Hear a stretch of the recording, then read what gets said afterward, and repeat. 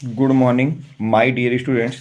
आज की इस क्लास में हम लोग क्लास 12th हिंदी के महत्वपूर्ण 40 बहुविकल्पी क्वेश्चनों की बात करेंगे। कितने बेटा? 40।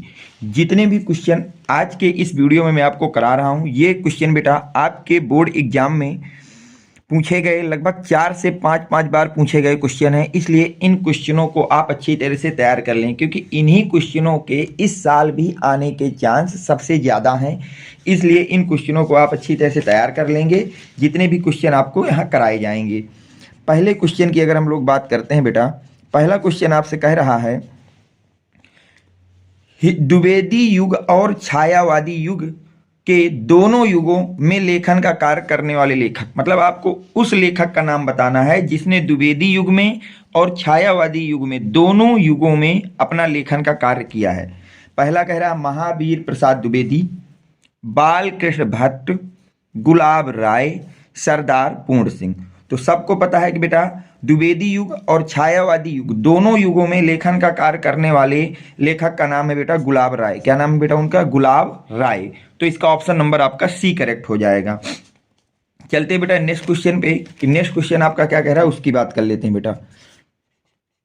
एक मिनट पढ़िए बेटा। नेक्स्ट क्वेश्चन कह रहा है शिक्षा का उद्देश्य निबंध संपूर्णानंद जी द्वारा लिखित किस निबंध संग्रह से संकलित है। मतलब जो शिक्षा का उद्देश्य एक निबंध आपको दिया गया है वो संपूर्णानंद जी द्वारा तो लिखा गया है, लेकिन वो किस निबंध संग्रह में से लिया गया है ये पूछा गया है। पहला ऑप्शन कह रहा है भाषा की शक्ति, दूसरा है शिक्षा की दिशा और दशा, तीसरा है शिक्षा और संस्कृति, चौथा है शिक्षा और समाज।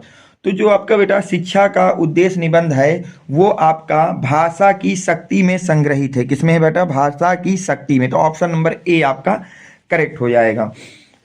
चलते बेटा नेक्स्ट क्वेश्चन पे। नेक्स्ट क्वेश्चन आपसे कह रहा है निम्नलिखित में से कौन सा निबंध व्यंग का अच्छा उदाहरण है। पहला ऑप्शन है गेहूं बनाम गुलाब, आखिरी चट्टान, निंदा रस, अशोक के फूल।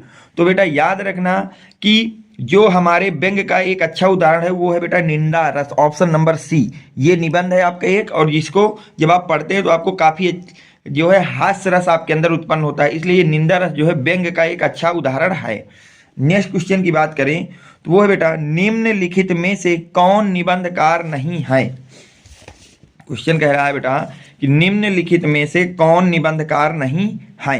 पहला ऑप्शन कह रहा है बेटा विद्या निवास मिश्र, प्रेमचंद, कुबेरनाथ रायद, हजारी प्रसाद द्विवेदी। तो याद रखना बेटा जो मुंशी प्रेमचंद जी ये कहानीकार है, निबंधकार नहीं है। इन्होंने कोई भी निबंध अपने जीवन काल में नहीं लिखा। तो ऑप्शन नंबर बी आपका करेक्ट हो जाएगा। चलते हैं बेटा नेक्स्ट क्वेश्चन पे, कि नेक्स्ट क्वेश्चन आपका क्या कह रहा है उसकी बात करते हैं। अगला क्वेश्चन आपसे कह रहा है बेटा कि निम्नलिखित में से नाटक है, ये जो आपको 4 ऑप्शन दिए गए इनमें से नाटक कौन सा है ये पूछा जा रहा है आपसे बेटा। उसने कहा था, कलम का सिपाही, चंद्रगुप्त, आंसू। तो याद रखना बेटा चंद्रगुप्त हमारी जो है एक नाटक विधा है। नाटक विधा कौन है बेटा? चंद्रगुप्त। तो ऑप्शन नंबर सी आपका इसका करेक्ट हो जाएगा। चलते हैं बेटा नेक्स्ट क्वेश्चन पे। नेक्स्ट क्वेश्चन आपसे कह रहा है भाग्यवती को हिंदी का प्रथम सामाजिक उपन्यास माना जाता है, इसके लेखक थे। जो भाग्यवती है इसको हिंदी का हम प्रथम सामाजिक उपन्यास मानते हैं, ये किसने लिखा था ये पूछा जा रहा है। पहला ऑप्शन कह रहा है बेटा आपका नवीन चंद्र राय, दूसरा है गोपाल राम गहमरी, श्रद्धा राम फुलेरी, देवकी नंदन यंत्री। तो याद रखना बेटा भाग्यवती जो आपका प्रथम सामाजिक उपन्यास है वो श्रद्धा राम फुलेरी के द्वारा लिखा गया था, फुलौरी जी के द्वारा लिखा गया था। तो ऑप्शन नंबर आपका सी करेक्ट हो जाएगा। जितने भी क्वेश्चन बेटा आज मैं कराऊंगा 40 के 40 क्वेश्चन बहुत ही ज्यादा मोस्ट इंपॉर्टेंट क्वेश्चन है बेटा आपके बोर्ड के पॉइंट ऑफ व्यू से, क्योंकि ये क्वेश्चन आपके बोर्ड ने 4 5 6 बार आपसे पूछा है। इसलिए इस साल भी इनके आने की प्रायोरिटी सबसे ज्यादा है, इसलिए इनको आप लिख लें और इनको तैयार करें अच्छी तरह से। अगला क्वेश्चन है बेटा चिंतामणि की गद्य विधा है। चिंतामणि किस गद्य विधा में आता है? नाटक में है, उपन्यास में है, निबंध है, कहानी है। तो याद रखना बेटा कि जो चिंतामणि है वो एक तरह का निबंध है। वो क्या है बेटा? एक निबंध है। तो ऑप्शन नंबर आपका सी करेक्ट हो जाएगा। चलते हैं बेटा क्वेश्चन नंबर 8 में, कि वो क्या कह रहा है उसको पढ़ते हैं। निम्नलिखित में से जीवनी है, मतलब ये चार ऑप्शन दिए गए, इनमें से कौन है जो एक जीवनी है, ये पूछा जा रहा है। क्या भूलूं, क्या याद करूं, चिंता मड़ू, आवारा मसीहा, अतीत के चलचित्र। तो याद रखना बेटा, आवारा मसीहा आपकी एक जीवनी है, आवारा मसीहा आपकी क्या है बेटा, एक जीवनी। तो ऑप्शन नंबर सी आपका करेक्ट हो जाएगा। इसका ऑप्शन नंबर कौन सा करेक्ट हो जाएगा बेटा, सी करेक्ट हो जाएगा। चलते हैं बेटा क्वेश्चन नंबर 9 में, कि क्वेश्चन नंबर 9 क्या कह रहा है। श्री चंद्रावली नामक नाटक के लेखक हैं, कि जो चंद्रावली नाटक है उसको किसने लिखा, ये पूछा जा रहा है। पहला ऑप्शन कह रहा है भारतेंदु हरिश्चंद्र, जयशंकर प्रसाद, हरि कृष्णा प्रेमी, श्रीनिवास दास। तो याद रखना बेटा, जो चंद्रावली नाटक है ये भारतेंदु हरिश्चंद्र जी द्वारा लिखा गया है बेटा। तो ऑप्शन नंबर ए आपका करेक्ट हो जाएगा। कौन सा ऑप्शन करेक्ट हो जाएगा बेटा, ऑप्शन नंबर ए आपका करेक्ट हो जाएगा। चलते हैं बेटा नेक्स्ट क्वेश्चन में। नेक्स्ट क्वेश्चन आपसे कह रहा है चिड्डीलास के रचनाकार, जो चिड्डीलास आपको लिखा गया है इसकी रचनाकार क्या कौन है, या इसको किसने लिखा है। पहला ऑप्शन कह रहा है वासुदेव शरण अग्रवाल, डॉक्टर संपूर्णानंद, हरिशंकर परसाई, हरिशंकर परसाई। अच्छा ये ऑप्शन दो बार लिखे हैं, सॉरी कोई बात नहीं।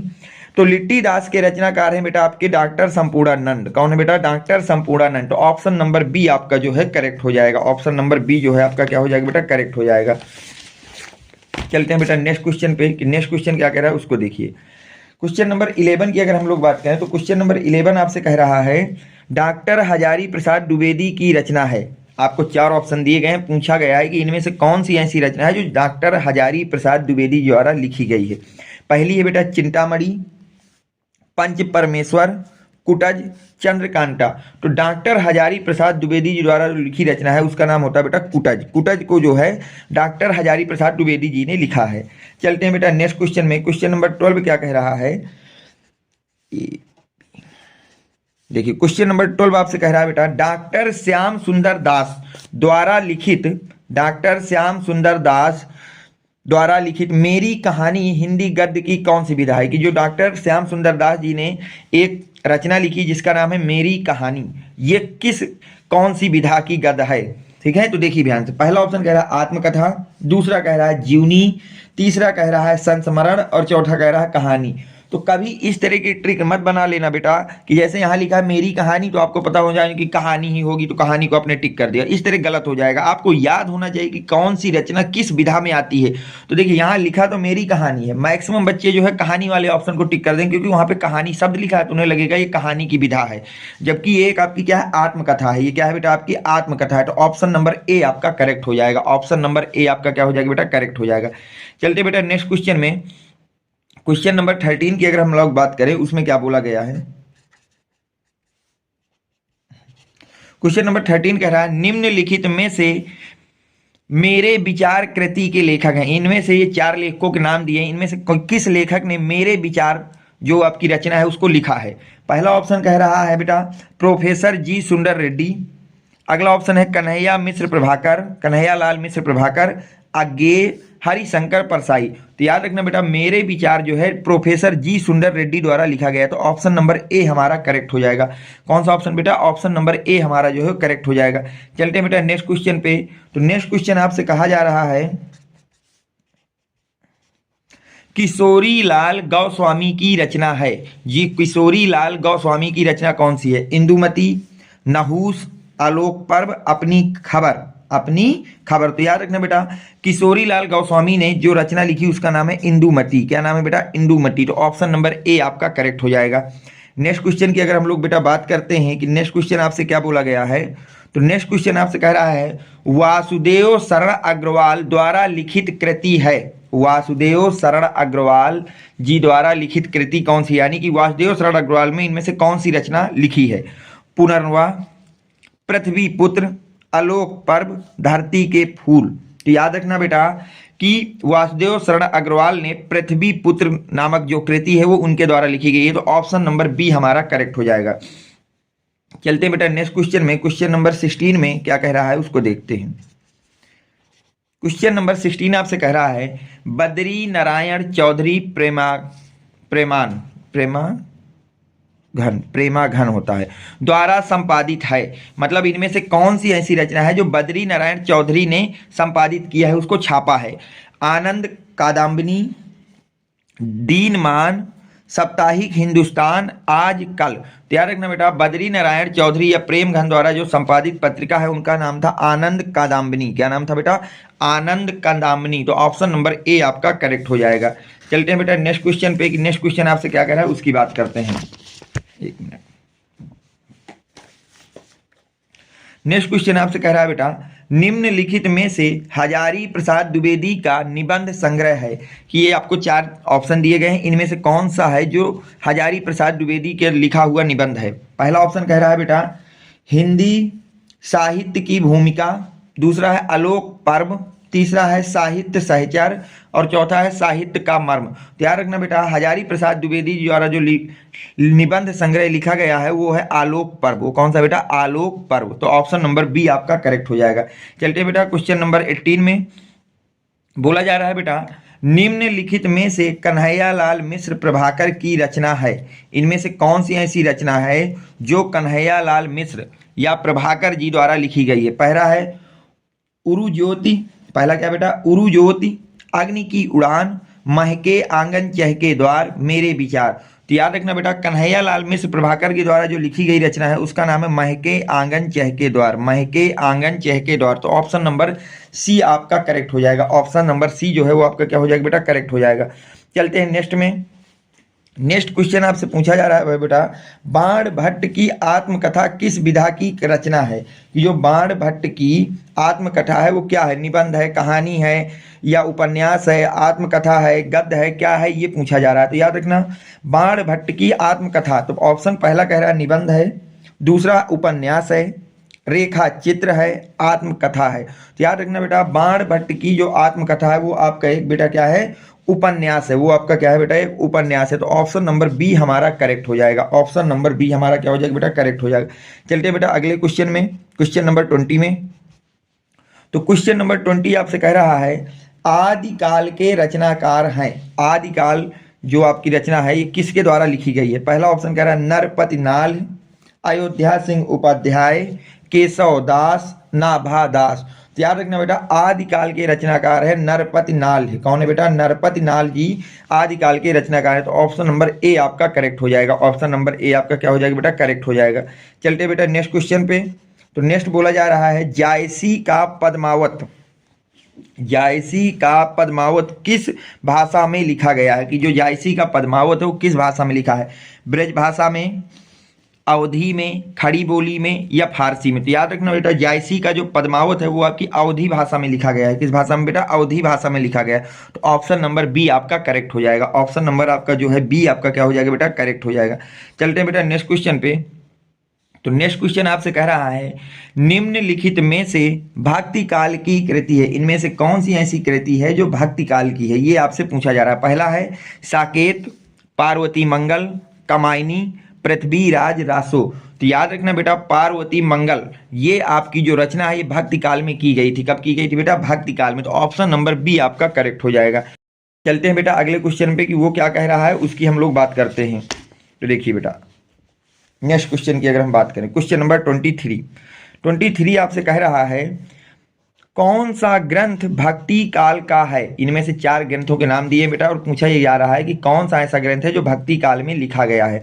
पहला है बेटा पृथ्वीराज रासो, दूसरा है साकेत, तीसरा है कमायनी और चौथा है विनय पत्रिका। चौथा क्या है बेटा? विनय पत्रिका। तो याद रखना बेटा, कौन सा ग्रंथ भक्ति काल का है? तो विनय पत्रिका, जो आपकी विनय पत्रिका है ये भक्ति काल की ग्रंथ है। किस काल का है बेटा? भक्ति काल का ग्रंथ है। चलते बेटा नेक्स्ट क्वेश्चन पे। अगला क्वेश्चन आपका क्या कह रहा है उसकी बात करते हैं। तो देखिए अगला क्वेश्चन आपसे कह रहा है, भिखारी दास कवि हैं, यानी कि जो भिखारी दास थे वो किस युग के कवि थे, ये आपसे पूछा जा रहा है। पहला कह रहा है बेटा भक्ति काल, रीतिकाल, आदिकाल, आधुनिक काल। तो याद रखना बेटा, भिखारी दास जो थे वो रीतिकाल के कवि थे। किस कवि काल के थे बेटा? रीत काल के कवि थे। चलते हैं बेटा क्वेश्चन नंबर 25 में। कहाँ चलते हैं बेटा? क्वेश्चन नंबर 25 की बात करते हैं कि उसमें आपसे क्या पूछा गया है। देखिए बोला जा रहा है, खड़ी बोली का प्रथम महाकाव्य है। खड़ी बोली का प्रथम महाकाव्य है। जो खड़ी बोली का प्रथम महाकाव्य कौन सा है ये आपसे पूछा जा रहा है। पहला है वैदेही वनवास, प्रिप्रवास, साकेत, कमायनी। तो याद रखना बेटा, खड़ी बोली का प्रथम महाकाव्य है प्रिप्रवास। कौन सा है बेटा? प्रिप्रवास। तो ऑप्शन नंबर बी हमारा करेक्ट हो जाएगा। कौन सा ऑप्शन करेक्ट हो जाएगा बेटा?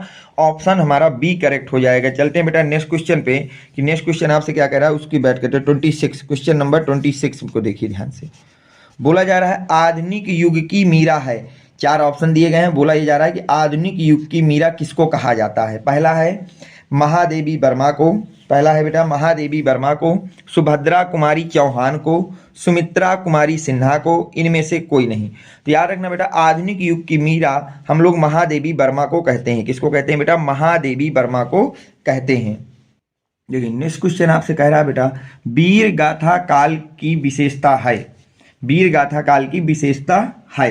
पहला ऑप्शन कह रहा है नारी का रूप सौंदर्य चित्रण, प्रकृति चित्रण, युद्धों का सजीव चित्रण, मुक्तक काव्य रचना। तो देखिए वीर गाथा काल की जो विशेषता ये थी कि जो युद्धों का वर्णन किया जा रहा था वो इस तरह से किया जाता था कि जब आप पढ़ें तो उसको आपको ऐसा महसूस हो कि वो युद्ध आपके सामने ही हो रहा है। तो युद्धों का सजीव चित्रण। तो ऑप्शन नंबर आपका सी करेक्ट हो जाएगा। नेक्स्ट क्वेश्चन आपसे कह रहा है पंत जी की प्रगतिवादी रचना मानी जाती है, कि जो पंत सुमित्रा नंदन पंत जी थे उनके द्वारा जो लिखी गई रचना है, कौन सी ऐसी रचना है जो प्रगतिवादी रचना मानी जाती है? जैसे पहला ऑप्शन है बेटा पल्लव, पहला ऑप्शन क्या है बेटा? पल्लव। दूसरा है युगांत, गुंजन, वीणा। तो याद रखना बेटा, युगांत को हम सुमित्रा नंदन पंत की प्रगतिवादी रचना मानते हैं। किसको बेटा? युगांत को। और ऑप्शन नंबर बी आपका करेक्ट हो जाएगा। चलते हैं बेटा नेक्स्ट क्वेश्चन पे, कि नेक्स्ट क्वेश्चन आपसे क्या कह रहा है उसको देखते हैं। क्वेश्चन नंबर 29 की अगर हम लोग बात करें, किसकी बात करें बेटा? 29 की। तो देखिए क्वेश्चन नंबर 29 क्या कह रहा है, तार सप्तक से संबंधित है, कि जो तार सप्तक है उससे संबंधित क्या है? तो देखिए तार सप्तक क्या था? 7 कवियों का एक समूह था। तो पहला है बेटा रामविलास शर्मा। कौन बेटा? रामविलास शर्मा, नगेंद्र शर्मा, भवानी प्रसाद मिश्र, धर्मवीर भारती। यानी कि तार सप्तक में जो 7 आपके कवि थे उनमें से कोई एक कवि को बताना है कि इनमें से उनमें कौन था। तो याद रखना बेटा, तार सप्तक कवि का जो समूह था उसमें के जो रामविलास शर्मा जी उसके एक प्रतिनिधि थे। कौन थे बेटा? रामविलास शर्मा भी उनमें से एक थे। तार सप्तक का जो गठन हुआ था, समूह बना था, उसमें एक थे रामविलास शर्मा जी। तो ऑप्शन नंबर ए आपका करेक्ट हो जाएगा। चलते बेटा क्वेश्चन नंबर 30 में। क्वेश्चन नंबर 30 कह रहा है कौन सी रचना धर्मवीर भारती की है? कौन सी रचना धर्मवीर भारती की है? अणिमा, अपरा, अंधा युग, अर्चना। तो याद रखना बेटा, अंधा युग जो है ये धर्मवीर भारती द्वारा लिखा गया है। किसके द्वारा बेटा? धर्मवीर भारती द्वारा लिखा गया अंधा युग। अंधा युग ऑप्शन नंबर सी। चलते हैं बेटा क्वेश्चन नंबर 31 में। क्वेश्चन नंबर 31 कह रहा है बहादुर कहानी के लेखक हैं, कि जो बहादुर कहानी है इसके लेखक कौन है? फणीश्वर नाथ रेणु, मुंशी प्रेमचंद, जैनेन्द्र कुमार, अमरकांत। तो याद रखना बेटा, बहादुर कहानी जो है, कौन सी कहानी बेटा? बहादुर कहानी ये अमरकांत जी द्वारा लिखी गई है। किनके द्वारा लिखी गई बेटा? अमरकांत जी द्वारा लिखी गई। तो ऑप्शन नंबर डी आपका इसका करेक्ट हो जाएगा। चलते हैं क्वेश्चन नंबर 32 में। वो कह रहा है बेटा अज्ञेय की रचना है, इनमें से कौन सी ऐसी रचना है जो अज्ञेय जी द्वारा की गई है? पहला मेरे विचार, पृथ्वी पुत्र, विचार प्रवाह, शेखर एक जीवनी। तो याद रखना बेटा, अज्ञेय जी द्वारा जो लिखी गई एक रचना है वो है शेखर एक जीवनी। तो ऑप्शन नंबर आपका डी करेक्ट हो जाएगा। कौन सा बेटा? डी ऑप्शन आपका करेक्ट हो जाएगा।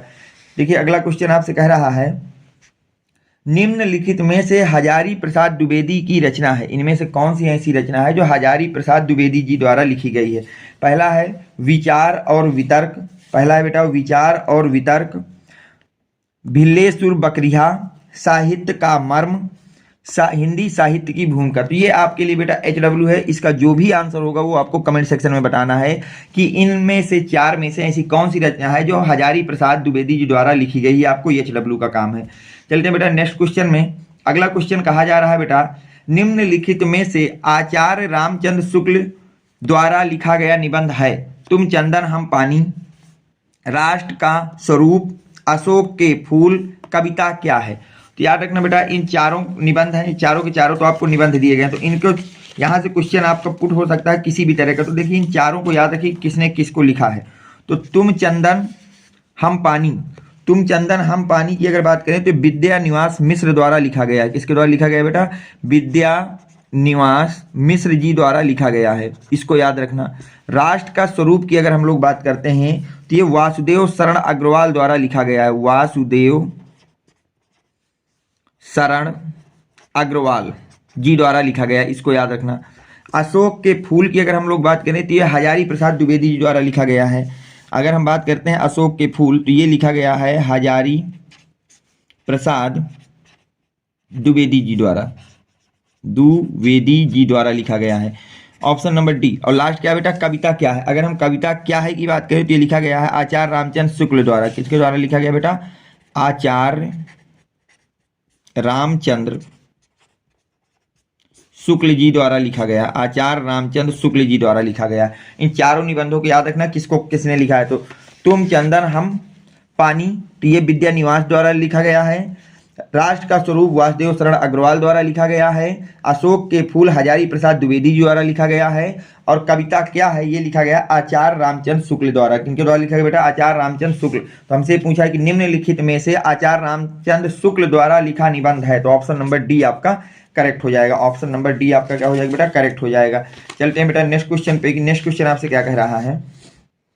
अगला क्वेश्चन कह रहा है अजात शत्रु रचना विधा है, यानी कि जो अजात शत्रु है वो कैसी रचना है, संस्मरण है कि आत्मकथा है, नाटक है या जीवनी। तो याद रखना बेटा अजात शत्रु एक जीवनी है। ये क्या है बेटा, जीवनी है। तो ऑप्शन नंबर डी आपका करेक्ट हो जाएगा। चलते हैं बेटा क्वेश्चन नंबर 36 में बोला जा रहा है कि रामधारी सिंह दिनकर प्रमुख कवि हैं, वो किस धारा के कवि थे। प्रगतिवादी काव्य धारा के, प्रगतिवादी काव्य धारा के थे, दो बार लिखे।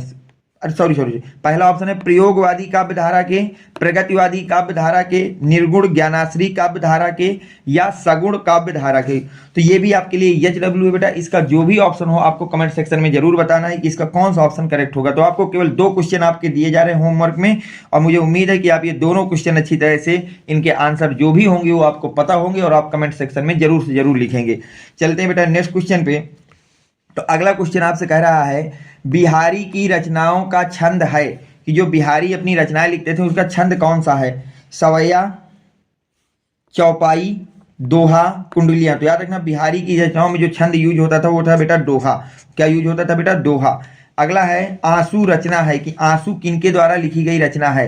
सूर्यकांत त्रिपाठी निराला की, रामधारी सिंह दिनकर की, जयशंकर प्रसाद की, महादेवी वर्मा की। तो याद रखना बेटा कि आंसू जो रचना है वो जयशंकर प्रसाद की रचना है। किसकी द्वारा लिखी गई बेटा, जयशंकर प्रसाद जी द्वारा लिखे गए हैं। 2 क्वेश्चन आपको होमवर्क में है और 2 क्वेश्चन मैं आपको और होमवर्क में देता हूं। इन 4 क्वेश्चनों का जो भी आंसर हो वो आप कमेंट सेक्शन में जरूर से जरूर बताएंगे बेटा। पहला क्वेश्चन है आपके होमवर्क का, छायावाद स्थूल के प्रति सूक्ष्म का विद्रोह है। छायावाद में स्थूल के प्रति सूक्ष्म का विद्रोह है, यह कथन किसका है। डॉक्टर हजारी प्रसाद द्विवेदी का, गुलाब राय का, डॉक्टर धीरेन्द्र वर्मा का, डॉक्टर नगेंद्र का। तो ये आपके होमवर्क है, जो भी ऑप्शन आपको सही लगे वो कमेंट सेक्शन में जरूर लिखना। और लास्ट जो आपका होमवर्क का क्वेश्चन है वो है बेटा दूसरा सप्तक का प्रकाशन कब हुआ, कि जो दूसरा सप्तक है उसका प्रकाशन कब हुआ था। सन 1940 में, सन 1943 में, सन 1951 में, सन 1960 में। तो इन 4 क्वेश्चनों के आंसर आपको कमेंट सेक्शन में बताना है और इनका जो भी आंसर सही होगा वो मैं आपको नेक्स्ट वीडियो में बता दूंगा कि इन चारों क्वेश्चनों के कौन कौन से ऑप्शन आपके करेक्ट थे। तो आज की इस वीडियो में हमने 40 महत्वपूर्ण बहुविकल्पी क्वेश्चन देखे हैं क्लास 12th हिंदी के, जो कि आपके बोर्ड के पॉइंट ऑफ व्यू से आपके लिए काफी ज्यादा इंपॉर्टेंट है। अगर ये वीडियो आपको पसंद आया हो, आपकी बोर्ड की प्रिपरेशन में आपके लिए हेल्पफुल लगा हो, तो प्लीज वीडियो को लाइक करें। वीडियो आपको कैसा लगा है इस बात को कमेंट सेक्शन में जरूर लिखें। Thanks for watching. Next video coming soon.